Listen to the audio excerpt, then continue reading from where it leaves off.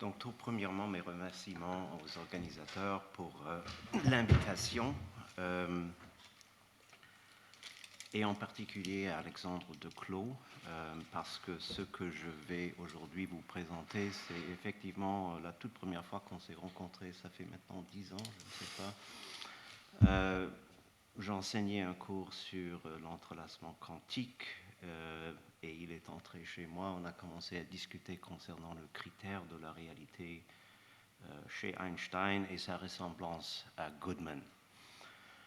Et donc, on y discute maintenant depuis longtemps. Il a même baptisé le thème d'aujourd'hui, c'est les émeraudes gisantes, c'est-à-dire le problème des émeraudes non observées. Donc, ce que je vous présente aujourd'hui, c'est vraiment quelque chose sur laquelle je travaille très activement et j'essaierai de mener la discussion sur un niveau très général.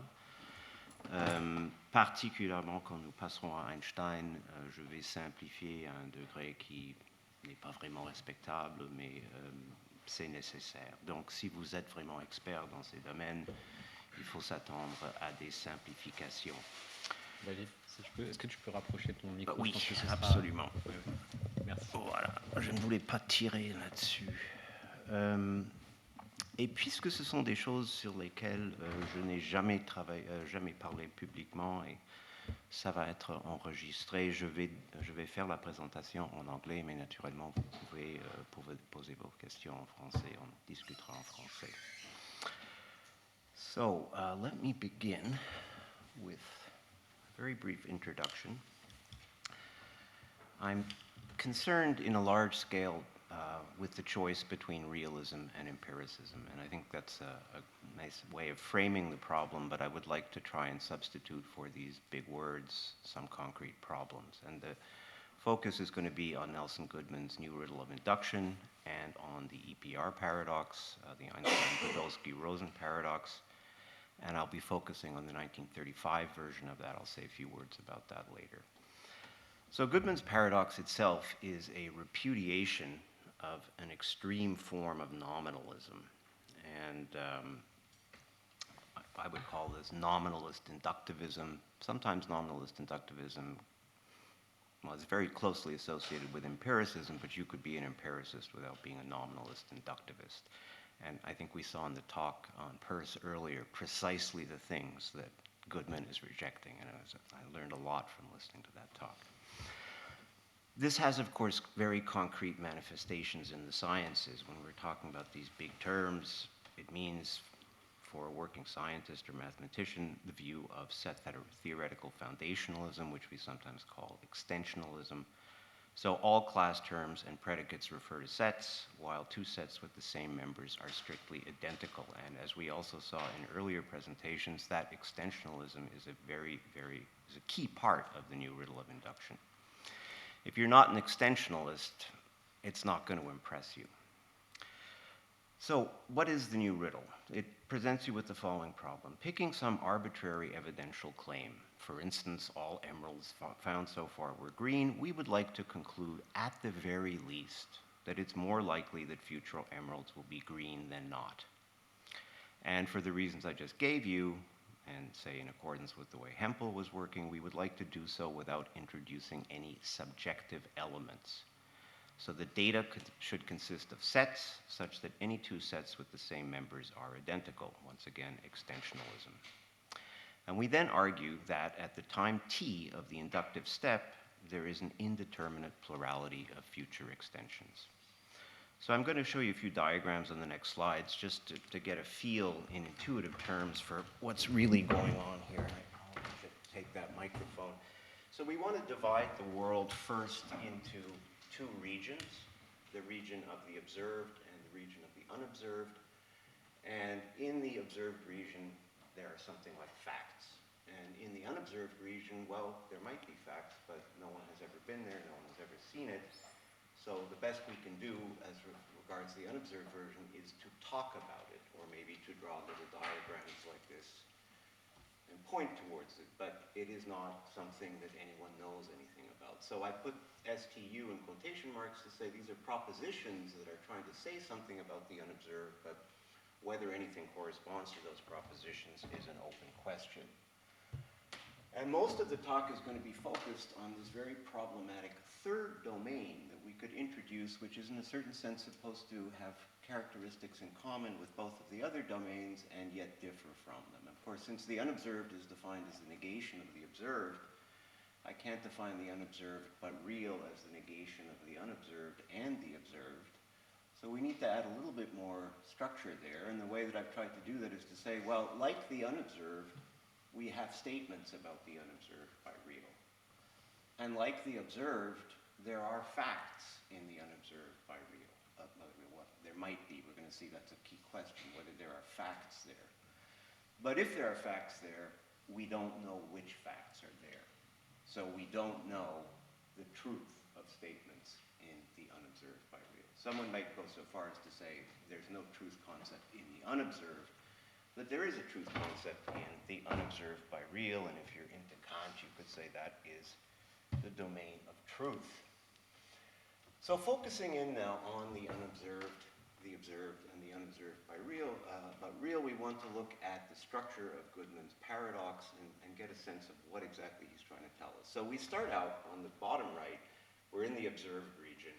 We have some data. The green circle is green to emphasize the fact that when we say that those emeralds in that circle are green, we've actually seen that they're green. So this is all confirmed. What we would like to do when we perform an induction, any kind of induction, is we would like to know regarding some classes up there in the unobserved whether or not emeralds are more likely to be in class 1 or class 2. And the advantage to starting out in this way is I think you can see immediately there's no solution to this problem, right? I mean, if I ask you, are they going to be in 1 or 2, you should respond by saying there is no difference between 1 and 2. So we're looking for a difference between 1 and 2, despite the fact that no one has ever been there, and maybe there isn't even anything there at all. Now, the problem immediately goes away, and this is Goodman's solution to his own problem, if we just say the thing that is connecting this class down here to one of the two classes up there is simply the word green. So that's the nominalist solution. The class that you want to, the class that you should regard the emeralds as being in is the class that is determined by the word green, which is almost a definition of nominalism. That raises the question, of course, doesn't the same problem apply to the word green? And you could say, well, that's the subject of Wittgenstein's rule-following argument, but that would be a completely different talk. So Goodman's solution, again, the only way that you're ever going to get criteria for picking one class over another class is because you associated a word with a class in the observed, and then you said, the class that I'm interested in is going to be the class in the unobserved to which the word green will be applied. Okay, so that's just by way of setup. So whether you interpret this classically or probabilistically, the result you get is the same, that without some constraint on the future extension, at the very least names, the future is completely undetermined.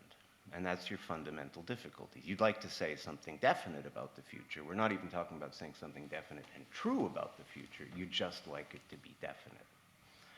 So if the role of induction is to predict the future on the basis of past data, then all induction presupposes a so-called intentional component. And if you're not a logician or philosopher of language, the reason we're using the word intentional there is because it refers to some kind of thing that goes beyond what has actually been observed. And in the history of philosophy, there are many such intentional entities, meanings, real properties, even the phenomenon of linguistic entrenchment that Goodman will appear to.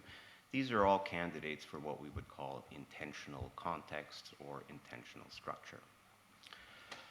Now, as we all know, and as Goodman certainly wanted us to think, realism is the most natural response to the problem, but of course it's not the response that he is going to accept, and that for a very simple reason, that real properties in any sense that is strong enough to do the work that we need here always overshoot the actually observed extensions.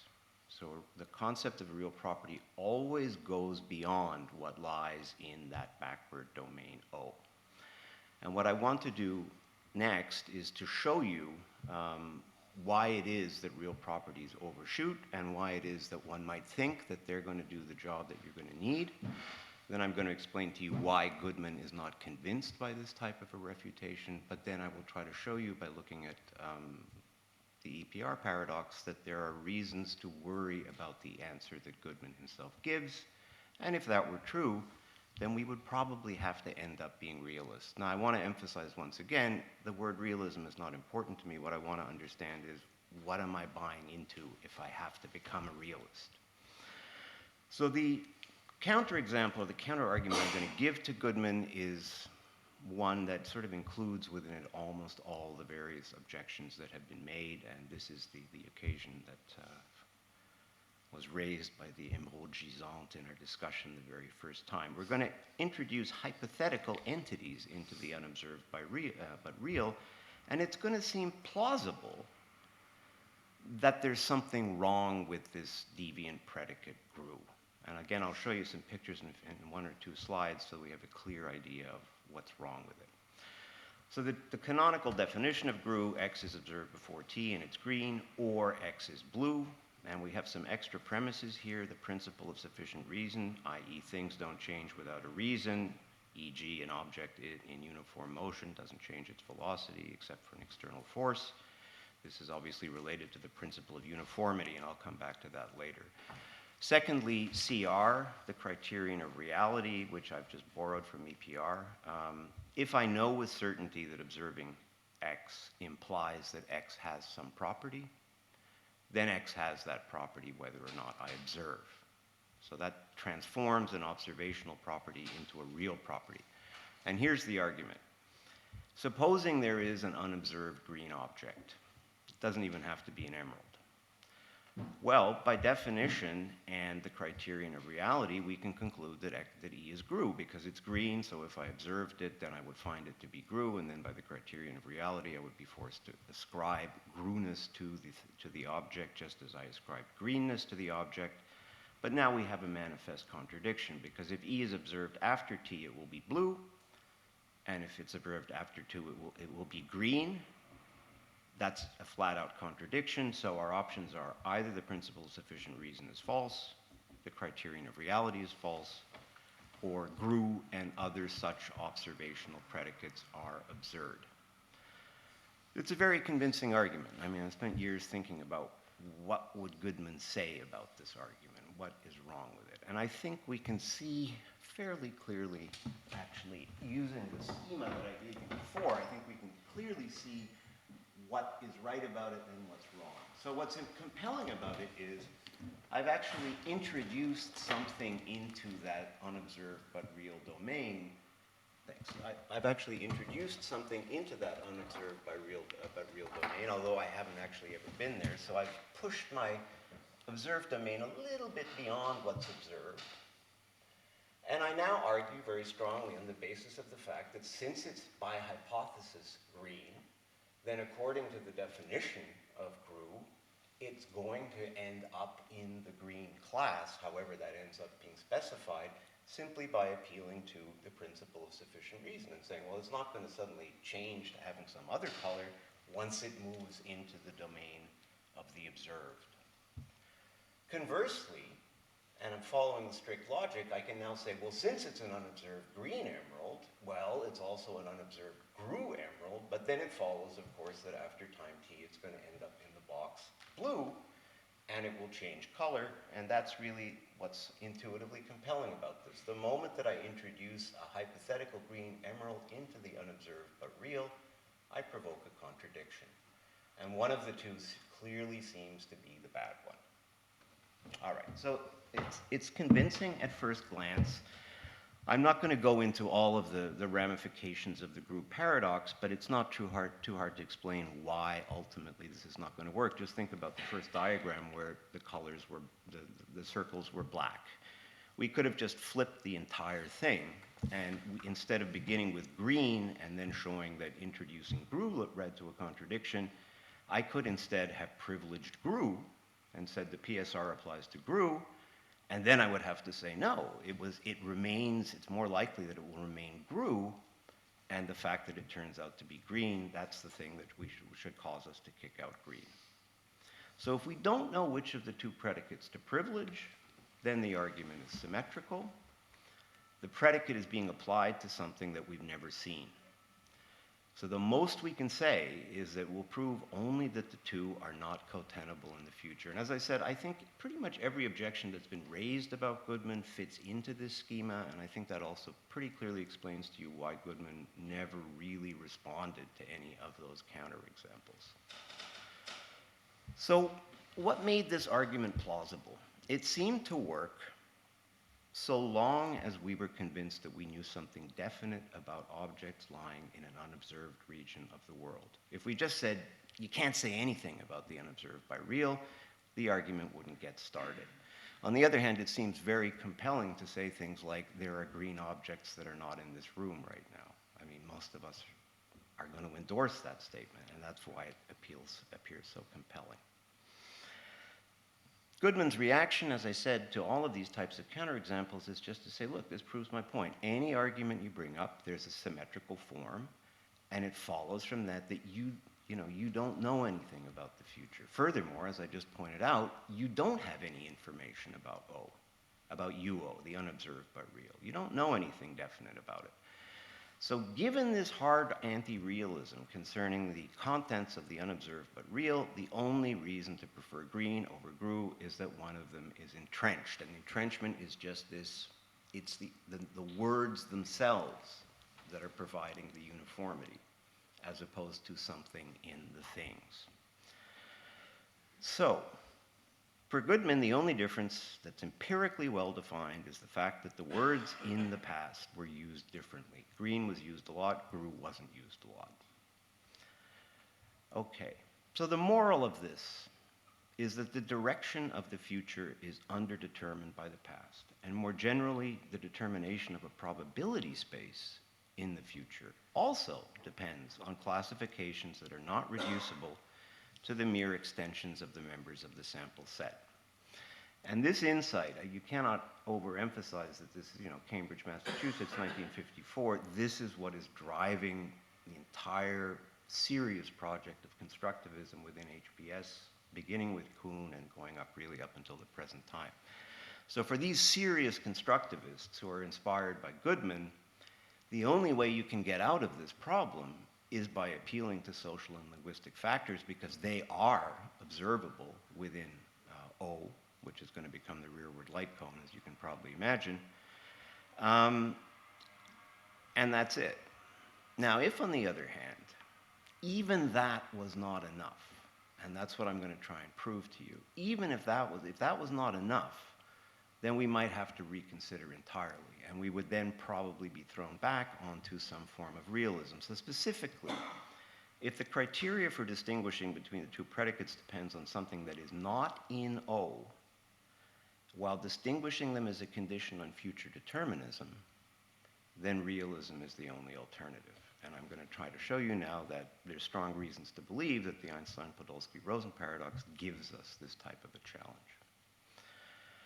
All right, so again, some people here I know know a lot about EPR, so just as a bit of stage setting, I'm going to be talking mainly about the original paper, though I'm going to be using anti-correlated versions that come from a little bit later. This 1935 version does involve the criterion of reality. Later variants don't. I'll say a few words about that in a second.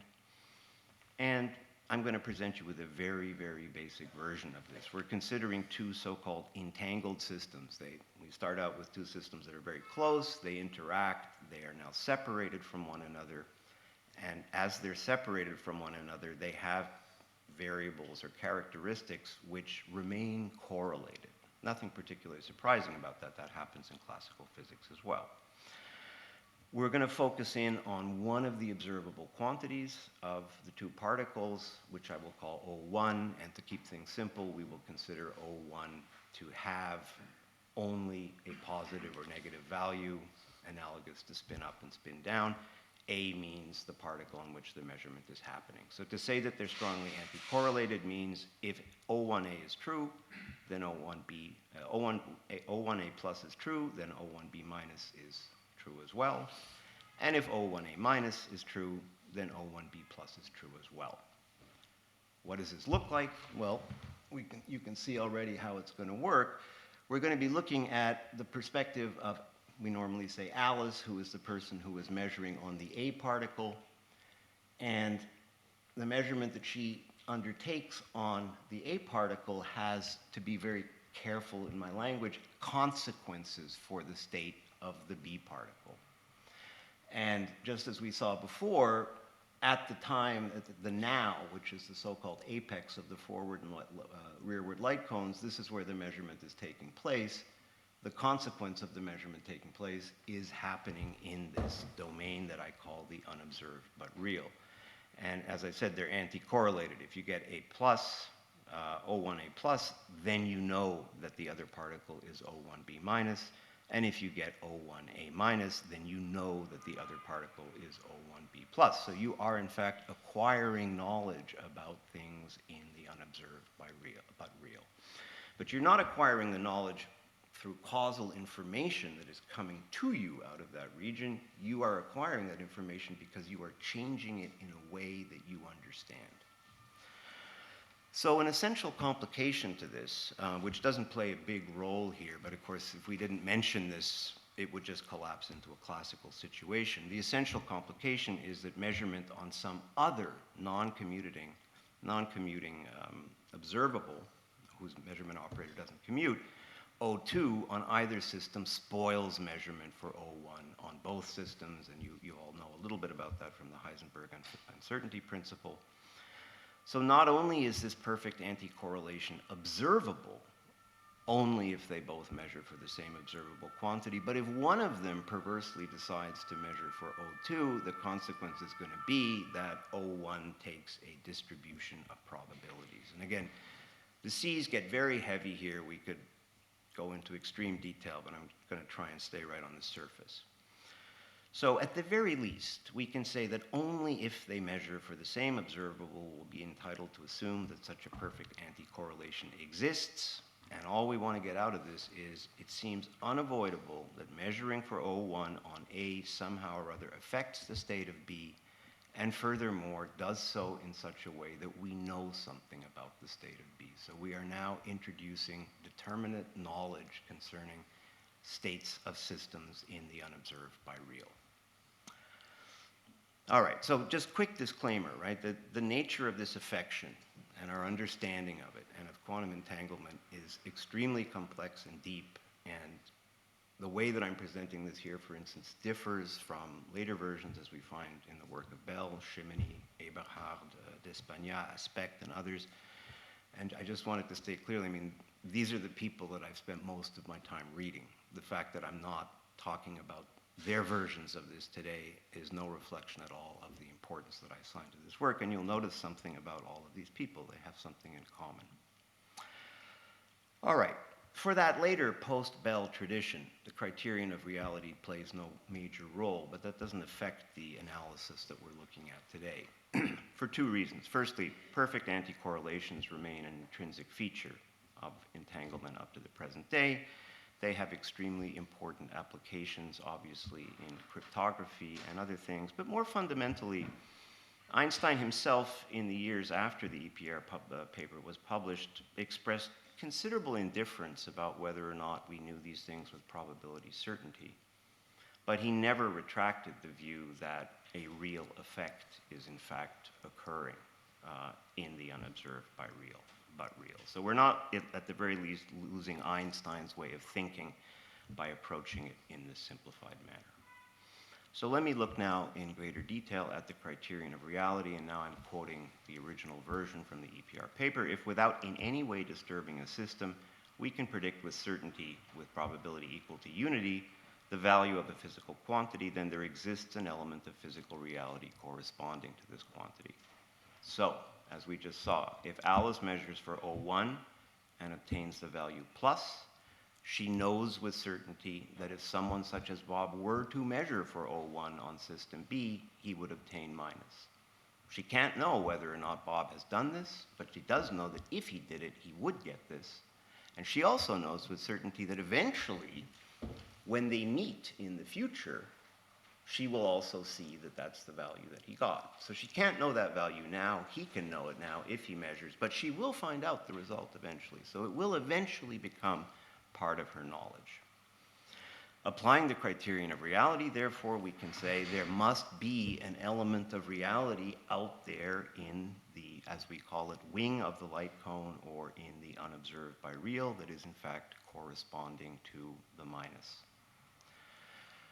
Finally, non-interference, or strictly speaking, locality, which is rather weakly implemented in the original version, but they clearly mean locality. Let us suppose that we have two systems, A and B, which we permit to interfere from time t0 to t1, after which time we suppose that there is no longer any interaction between the two parts. What is this prohibiting? Something that's come up over and over and over again at this conference. It is prohibiting counterfactual conditional dependencies between events in the unobserved by real and the now. So counterfactual conditionals, of course, are informational conditionals. So it's a prohibition on information transmission from the unobserved but real to me and vice versa. And the whole problem is, although that continues to stand, nature finds a way of just getting through it. She even fooled Einstein, which says a lot.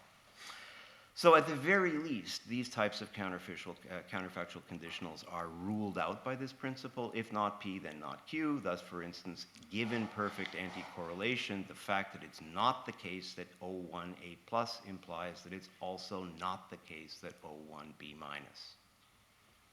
A little bit more formally, if if not O1A plus, then not O1B minus. All right, combining these two things, the criterion of locality and we get incompleteness. So by applying the criterion of reality, they can lock the consequent of an implication, and then appealing to non-interference locality, they conclude from this that the distant particle will be in a definite state whether or not L is measured at all. This argument doesn't work. I'm just presenting you how they want to do it. Intuitively, what they want to say is the following.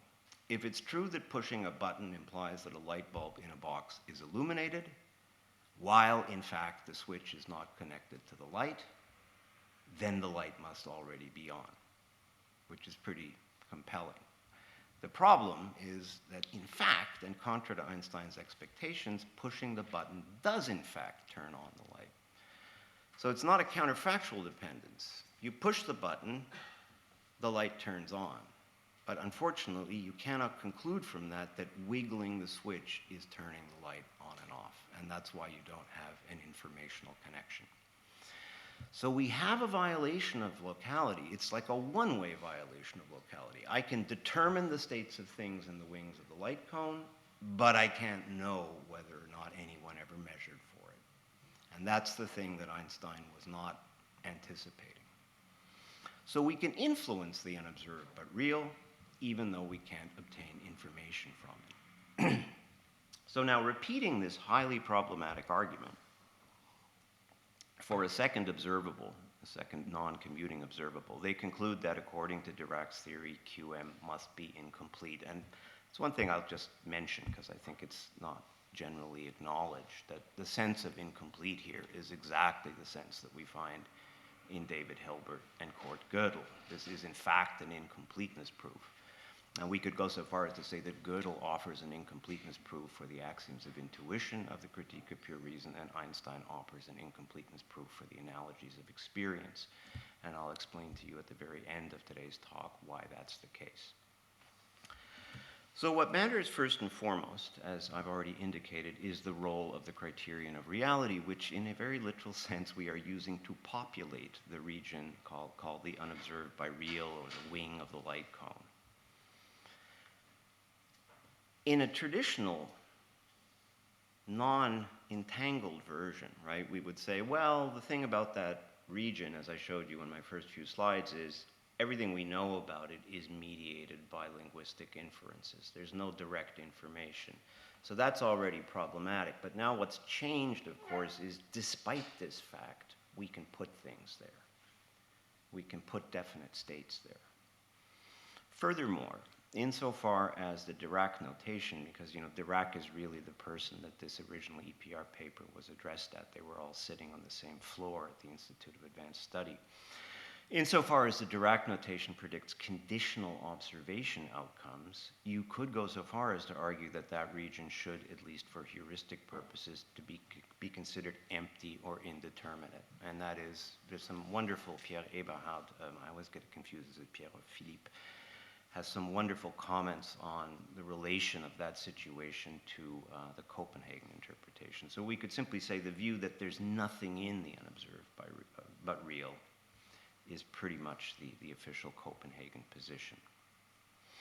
So that's all the technical material really that I have to present you, and I'm now just going to, at the end, pull it all together, and as I said, just for fun, tell you how this relates to longer-term issues in philosophy. So the moral of Goodman's argument was that without choosing some sortal term, green, grew, some class term, we had no constraints on future possibilities. We had to make some choice, whether we're nominalists or realists, but we had to make a choice. And his solution was to choose the word that had been used the most in the past, that is to say, within O. And he rejected realism for the same reason. He said it invokes factors that are beyond the observable domain, that lie in the domain of the unobserved but real. And remember, that was the domain where there are linguistic statements that talk about it, and there are possibly facts that verify them, but we don't know which facts are verifying which statements. And he just says, you just don't talk about that at all. But since some decision must be made, without which the source of the future possibilities is completely determinate, he says you should become a nominalist entrenchment fan. In the second case, the situation repeats itself. And in fact, this is a systematic feature of a very large family of paradoxes. And I know some people in the room have published on this, right? It belongs to a larger family of paradoxes that became thought experiments and finally actual experiments. And I think it's perhaps not appreciated the degree to which the people who formulated these paradoxes were all very consciously extending the ones before. It is, you might say, a leitmotif of 20th century physics on the realist side. EPR, double slit, Aronoff-Bohm. These are all cases in which the space-like width of a wave function leads to correlations that apparently violate actions at a distance, while at the same time, strict locality implies that all the relevant factors must be located within O, must be located within the rearward light cone. So remember, the thing about the rearward light cone is it doesn't include the whole universe, but it does include the whole knowable past of the world. So when you say that you need something beyond the rearward light cone to predict the future, you say you need something that has never been and in principle could never have been observed. If we are truly hard realists concerning the wings of the light cone, it's not just counterintuitive, but it has the same consequences in this philosophical case. The temporal evolution of the system before me is unconstrained unless I have convictions about what is happening in the wings of the light cone. And it seems quite implausible to say that those convictions derive from the use of language. So let me conclude with two questions. Why is it that this problem has only emerged recently? And I don't think this problem is, even to this day, adequately appreciated. And secondly, something that I've been privately wondering ever since we had our conversation 10 years ago, why are these two paradoxes so similar to one another? And I think what I've ended up convincing myself is that both authors are very consciously modeling their arguments on Kant's analogies of experience, because in fact we find there all the ingredients that I've mentioned so far. So the first analogy, the perdurance of substance, when it's combined with the principle of succession, which is essentially the principle of sufficient reason, gives us the concept of the inertia of properties, which many people in this conference know under the name of the uniformity of nature. So straight lines in space-time are straight lines that you might say have built-in affinity relating to what we were talking about at the break. That's the uniformity of nature. The negation of the third analogy, the principle of simultaneity, gives us locality. There are no causal connections between simultaneous events unless they are at the same location. And those things together produce a causal geometry within space-time. And the name of that causal geometry is, in fact, simply the light cone. What I've tried to show in other work is that Einstein quite literally, in the theory of special relativity, denies the principle of simultaneity, and the result of that is the PSR applied to the frame construction of the metaphysical foundations actually gives you the theory of the flat light cone. And what Einstein very consciously does is destroy the principle of simultaneity. Now we have the theory of the non-flat light cone, and in the theory of the non-flat light cone, there are no actions at a distance. You can see this coming out very clearly in Einstein's own language. In the Schrödinger equation, absolute time plays a fundamental role, which concept has been shown to be inadmissible through the theory of relativity. So he thinks of EPR as a just straightforward violation of action at a distance, of a restriction on actions at a distance. And he continued to make that criticism right up until the end of his life. Similarly, as many people have already pointed out at this conference, Goodman comments on the moral of his solution to the paradox as follows: like Hume, we're appealing to past recurrences, i.e., what is happening in O, as well as to recurrent features of what is observed. But we can only talk about what is in O. So now he's admitting, I'm introducing intentional structure, but I am restricting that intentional structure to past actually observed.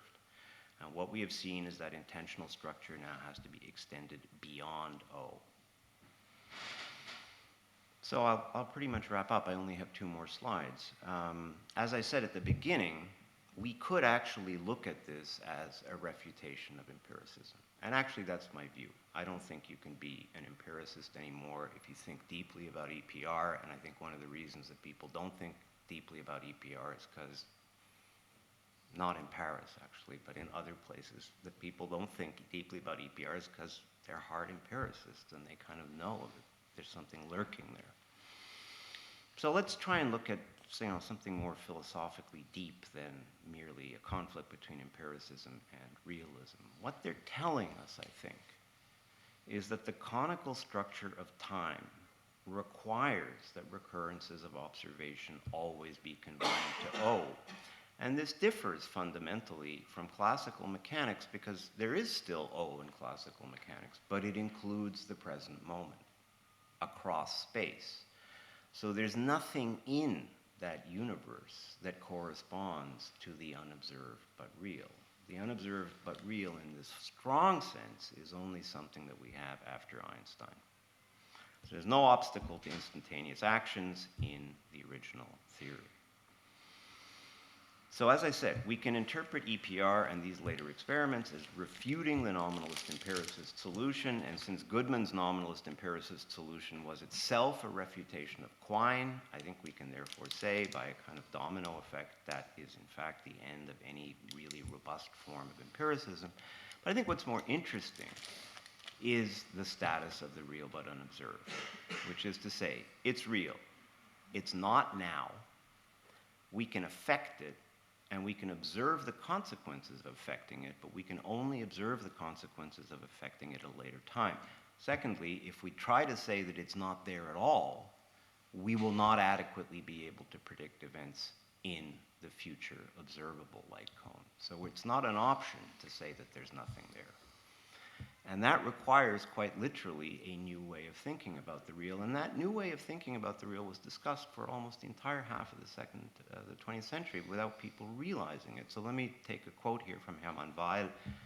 I'm going to quote it in German, and you'll see why. Man muss sich daran gewöhnen, nicht im Raum und nicht in der Zeit, sondern in der Welt, in Raum-Zeit zu denken. On doit s'accoutumer à penser non pas dans l'espace et non pas dans le temps, mais dans le monde, dans l'espace-temps. Et je pense que vous voyez là très, très nettement, avec cette phrase « in der Welt », la vraie source du concept des in der Weltsein dans les travaux de Husserl et naturellement de Heidegger aussi.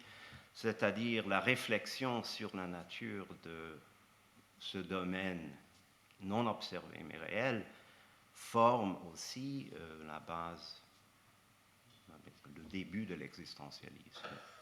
Et tout cela, très simplement, parce que toutes ces théories émergent effectivement de la structure des analogies de l'expérience. À mon avis, la plupart des grands philosophes du XXe ont pensé profondément sur la relativité, mais on n'a pas vraiment aperçu que c'est de ça qu'ils parlaient. Et ma suggestion à tout le monde serait maintenant dans le 21e qu'on commence vraiment à réfléchir sur les conséquences de cette géométrie du temps qui est radicalement différente de celle qu'on suppose. Je vous remercie.